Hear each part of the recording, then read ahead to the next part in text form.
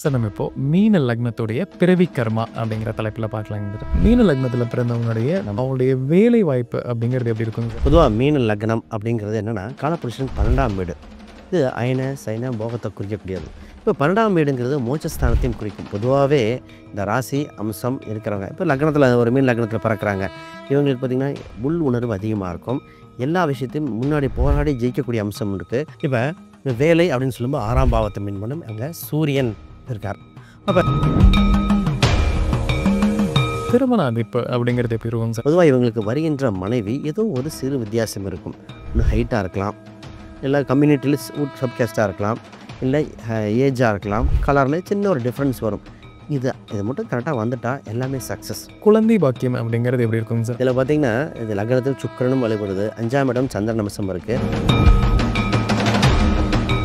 மீன லக்னத்தில் பிறந்தவங்களுக்கு உடல் நலம் அப்படிங்கிறது எப்படி இருக்குங்க சார்? இப்போ இந்த மீன் லக்னம் அப்படின்னா உடம்பு சம்மந்தப்பட்டது ஃபஸ்ட்டு இவங்க பார்த்துக்கிறது கண் சம்மந்தப்பட்டதும் எலும்பு சம்மந்தப்பட்டதும் பார்த்துக்கணுங்க. மீன லக்னத்தில் பிறந்தவங்களுக்கு ஒரு வாழ்நாள் ஒரு கோயிலுக்கு நம்ம போயிட்டு வரணும்னு சொல்கிற மாதிரி தான் எந்த கோயில் நம்ம சொல்லலாங்க சார்? இப்போ இவங்க பார்த்திங்கன்னா கோயில் குளங்கள் பார்த்திங்கன்னா இவங்க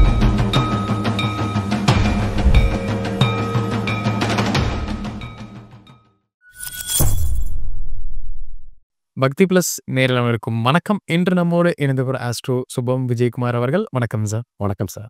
சார் நம்ம இப்போ மீன லக்னத்துடைய பிறவி கர்மா அப்படிங்கிற தலைப்பில் பார்க்கலாங்க. அந்த வகையில் மீன லக்னத்துடைய பொதுவான குணநலம் அப்படிங்கிறவங்க எப்படி இருப்பாங்க சார்? இப்போ பொதுவாக மீன லக்னம் அப்படிங்கிறது என்னென்னா காலபுருஷன் 12ஆம் வீடு.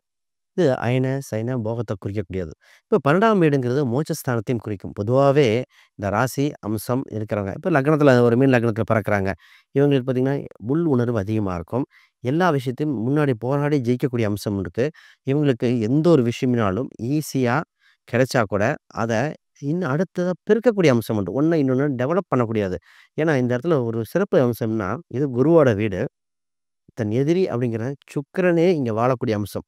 அப்போ நம்மளை இயற்கையாகவே வாழ வச்சிடலாம். மீனராசிக்காரங்க வீழ்ந்தாங்கிறது கிடையாது.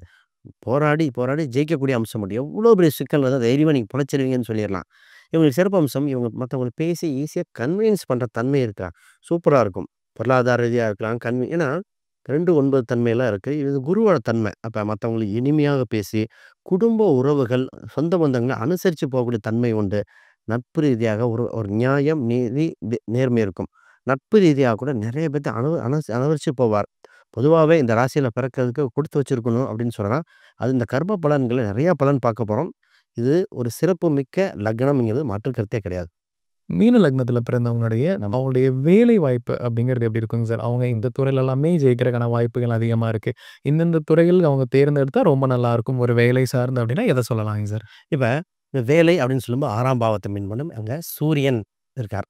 அப்போ சூரியன் தன் ராசிக்கு 2ஆம் இடத்துல உச்சம் பெரிய தன்மை. பொதுவாக இவங்களுக்கு சுய முயற்சியால் வெற்றி வர அம்சம் உண்டு. இவங்க சுய தொழில் பண்ணாலும் சரி, வேலைக்கு போனாலும் சரி, ஒரு நிர்வாக திறமை உள்ளது. இவங்க ஒரு விஷயத்த முன்னாடி நின்று எல்லாத்தையும் அரவணைச்சு சக்ஸஸ் பண்ணி ஒரு நல்ல வெரி குட் லீடர், டீம் லீடராக இருப்பாங்க. இவங்களுக்கு ஒரு மேனேஜர், ஃபினான்ஷியல் செக்டாரில், பிஸ்னஸ் செக்டரில், அரசு வேலை வாய்ப்பில் நிறைய மருத்துவர்லாம் பார்த்திங்கன்னா இந்த லக்னமாக வருவாங்க. அப்போ அவங்கள கைராசியான மருத்துவர் அப்படின்னு சொல்லக்கூடியது. நிறைய ஹாஸ்பிட்டலில் ஒர்க் பண்ணுறவங்க நிறைய பேர் பார்த்துங்க, ஃபார்மசி இதெல்லாம். அப்போ திரவம் சம்மந்தப்பட்டது. ஏன்னா சூரியன் 6ஆம் இடமாக வந்தால் கூட இந்த ராசி தன்மையாக இருக்கிறனால திரவம் லிக்விட் அதில் பெரிய கான்ட்ராக்ட் எடுத்து பண்ணுற மாதிரி வந்துடுவாங்க. ஆக மொத்தம் இவங்க சுய முயற்சியாளர் இண்டிவிஜுவலாக சக்ஸஸ் பண்ணக்கூடிய அம்சம் இந்த ராசிக்கு உண்டு. இவங்க எதுலேயும் தனித்துவம் உண்டு என்பது மாற்றுக்கருத்தே கிடையாது. மீன லக்னத்தில் பிறந்தவங்களுடைய தொழில் அமைப்பு அப்படிங்கிறது எப்படி இருக்குங்க சார்? அவங்க எந்த துறை சார்ந்த பிஸ்னஸ் பண்ணலாம், என்னென்ன பிஸ்னஸ் பண்ணால் அவங்களுக்கு சக்ஸஸ்ஃபுல்லாக இருக்குன்னா அதை பற்றி சொல்லுங்கள் சார். நிச்சயமா இவங்களுக்கு பொதுவாகவே பிஸ்னஸ் அப்படிங்கிற 10ஆம் பாவம் அதையும் பார்த்து பண்ணணும். இருந்தாலும் இந்த ராசிக்கே பொதுத்தன்மை இருக்குது. அதை பற்றி பேசிடுவோம். பொதுவாக இவங்க ராசி லக்னம் அப்படிங்கிற மீன லக்னத்தையும் குரு தான். 10ஆம் அதிபதியும் குருவாக இருக்கார். அப்போ இவர் ஒரு ஆசிரியர் தன்மை, ஒரு நிர்வாகி. அப்போ இவர் ஒரு சிறந்த அட்வைஸ் கொடுக்கக்கூடிய அம்சம் உண்டு. எதுலேயும் கௌரவமான தொழில். இப்போ இவங்களாம் நீச்ச தொழிலாம் போக மாட்டாங்க. ஒரு தொழில் பண்ணுறாங்கன்னா இந்த தொழிலா அப்படின்னு மற்றவங்க ரெஸ்பெக்ட் கொடுக்குற தொழிலாக தான் சூஸ் பண்ணுவார். நிறைய பேர் பார்த்திங்கன்னா இந்த ஃபினான்ஷியல் செக்டார் சூஸ் பண்ணுறது, டீச்சர் சம்மந்தப்பட்டது, பிஸ்னஸ் சம்மந்தப்பட்டதுலேயே பார்த்திங்கன்னா ஒரு சில டெக்ஸ்டைல் எடுத்தோன்னா ஊர்னா பட்டு டெக்ஸ்டைல் சம்மந்தப்பட்டது எடுத்திருப்பாங்க. ஆன்மீகம் சம்மந்தப்பட்டது எடுத்திருப்பாங்க. டெக்ஸ்டைல்லையே பார்த்திங்கன்னா நிறைய மாடர்னைஸ்டு குழந்தைகள் செக்டார் இந்த மாதிரி வந்திருக்கும். நெறைய பேர் நெறைய ஆடிட்டர்லாம் இந்த தொழில்ல வந்திருப்பாங்க. இண்டிவிஜுவலா மத்தவங்களுக்கு கன்சல்டேஷன் குடுக்குற மாரி. இப்ப வேலைக்கு போறதுன்னு அது செக்டார். அந்த மாரி செக்டார் வந்து நெறைய ஜட்ஜுங்க, லாயர்க, அஸ்ட்ராலஜர் இதெல்லாம் இந்த ராசியில வரக்கூடிய அம்சம் உண்டு.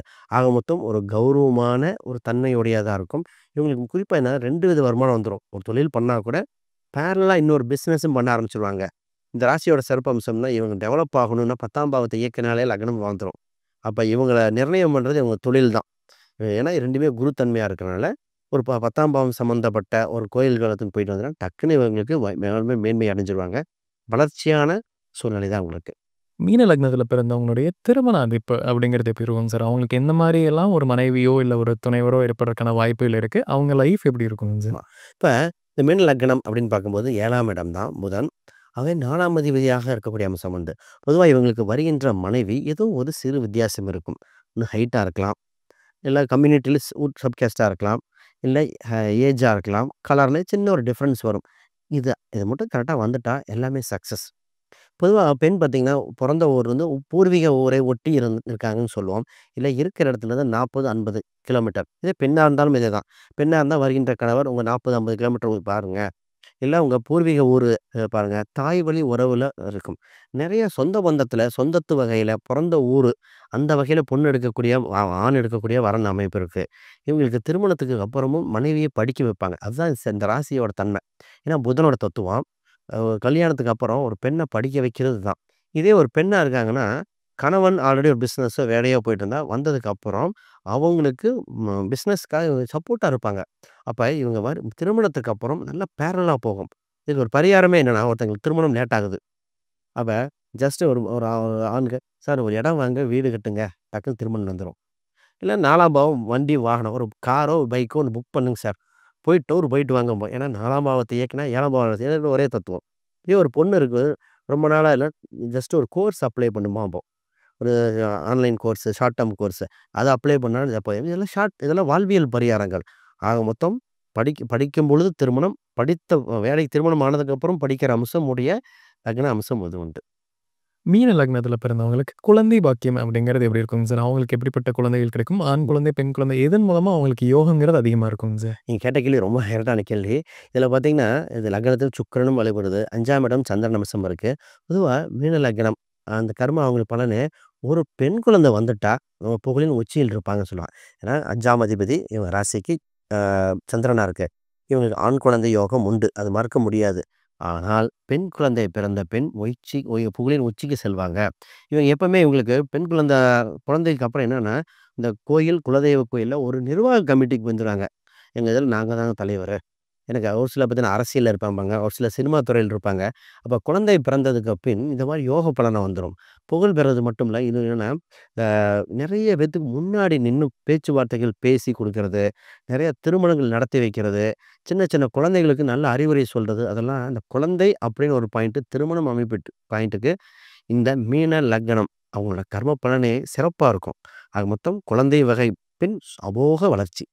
மீன லக்னத்தில பிறந்தவங்களுக்கு ஒரு ப்ராப்பர்ட்டி அப்படிங்கிறது எந்த மாரி ப்ராப்பர்ட்டில இன்வெஸ்ட் பண்ணா அவங்களுக்கு லக்கா இருக்குங்க சார்? உதாரணத்துக்கு ஒரு இடத்துல இன்வெஸ்ட் பண்ணலாமா? இல்ல வீடு வாங்கலாம், கட்டுன வீடு அந்த மாரி பல வகைகள் இருக்கலாம்ல. எந்த மாரி இன்வெஸ்ட்மென்ட் வந்து அவங்களுக்கு சிறப்புகளை தருங்க சார்? இப்ப இடம், வீடு, சொத்து இதெல்லாம் பார்க்கும்போது, கிரக சேர்க்கையும் எடுப்போம். அது பொதுவா சொல்லிட்டு சொல்றேன். பொதுவா பார்த்தீங்கன்னா, இப்ப பழைய வீடா இருக்கா? இல்ல வீடு வாங்கி செகண்ட் ஹேண்ட் வீடு வாங்கணுமா? தோப்பா வாங்குறதா? ஃப்ளாட்டா வாங்குறதா? நெறைய தன்மைகள் இருக்கும். அது கிரக சேர்க்கணும். ஆனா பொதுவா இந்த லக்ன அம்சத்துக்கே ஒரு தன்மை இருக்கு. இவங்க இடம் வாங்கியே பெரிய ஆள் ஆவாங்க. இவங்க ராசிக்கு பார்த்தீங்கன்னா, ஃபர்ஸ்ட்டு சார் நீங்க வீடு வாங்குறீங்க அதெல்லாம் இல்ல. ஒரு 2, 3 அது காலி மனைகள்னு சொல்லுவாங்க இல்லையா? இந்த மாரி ஃப்ளாட்டா வாங்கி போட்டே வருவாங்க. குறிப்பிட்டதுக்கு காலத்துக்காக அப்புறம், அது மூலமே இவங்களுக்கு பிசினஸா இருக்கலாம்.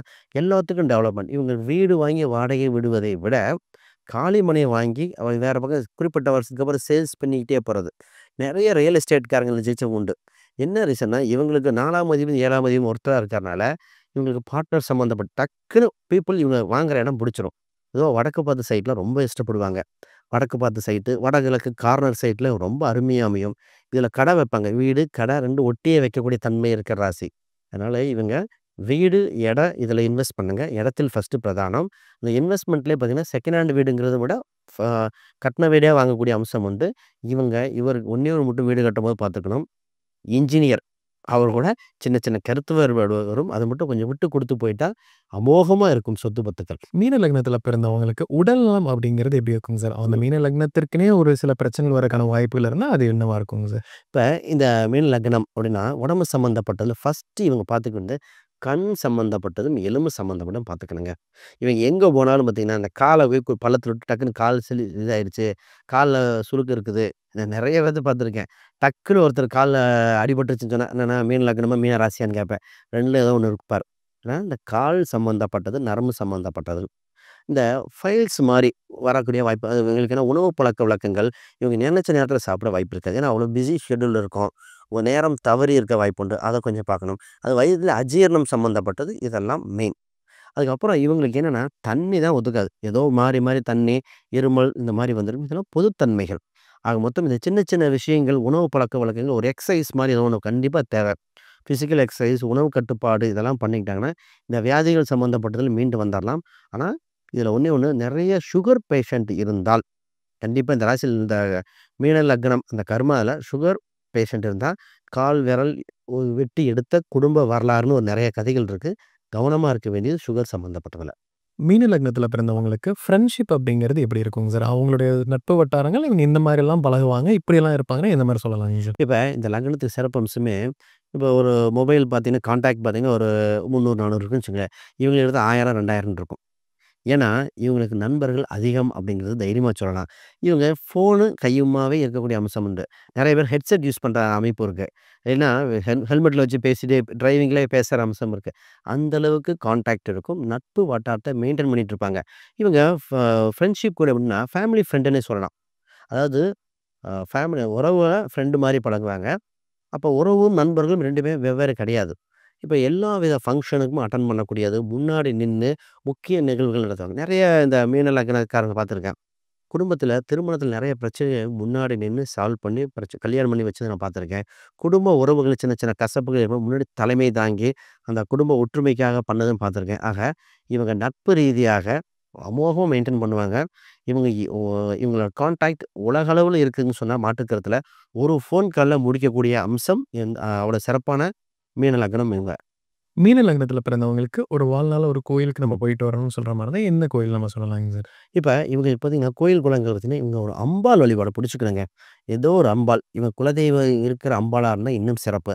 அந்த அம்பாள் வழிபாடு கும்பிட கும்பிட இவங்களுக்கு உறுதியா வெற்றி கிடைக்கும். இது பொதுத்தன்மை. இவங்க ராசிக்கு எந்த ஒரு அம்பாளும் மனசு சந்தோஷமா இருக்கக்கூடியது. இவங்களுக்கு எப்பவுமே இந்த வியாழக்கிழமை அன்று கோயில் குளத்துக்கு போயிட்டு நான்வெஜ்லாம் மேக்ஸிமம் தவிர்த்துறணும். அவங்களுக்கு அந்த கறிப்பட்ட நாள். அதேமாரி ஞாயிறு, வியாழன் இந்த 2 நாள்ல ஞாயிற்றுக்கிழமை நான்வெஜ் சாப்பிடாம இருந்தா, இதுவே மிகப்பெரிய பரிகாரம் ஃபர்ஸ்ட்டு. இவங்களுக்கு மலை மேல் இருக்கிற கோயில்கள் சென்று வர உடல் ஆரோக்கியம் அதிகரிக்கும். பொருளாதார விருத்திக்கு முருகர் சம்பந்தப்பட்ட வழிபாடு. இந்த முருகர் எந்த அவதாரம், எந்த கோயிலா வேணா இருக்கலாம். அது குறிப்பா மலைமேல் கோயில் மாரி முருகரா இருந்து விட்டால், அது அறுபடை வீரா இருந்தா சூப்பரா இருக்கும். இவங்க முருகரையும், அந்த மலைமேல் கோயில்கள் எல்லாம் புடிச்சுக்கிட்டா, இவங்க வாழ்க்கையில சிறப்புன்னே சொல்லிறலாம். பொதுவாவே இது ஜெயிக்கிற லக்னம். இது நம்ம சொல்ற நெறைய பேத்துக்கு கனெக்ட் ஆகும். கமெண்ட் போடுவாங்க. ஏன்னா, அந்த ஆல்ரெடி அதே பண்ணிட்டு இருப்பாங்க. அந்த மாரி தன்மை உள்ள லக்னம் இந்த கர்மா தன்மை தான்.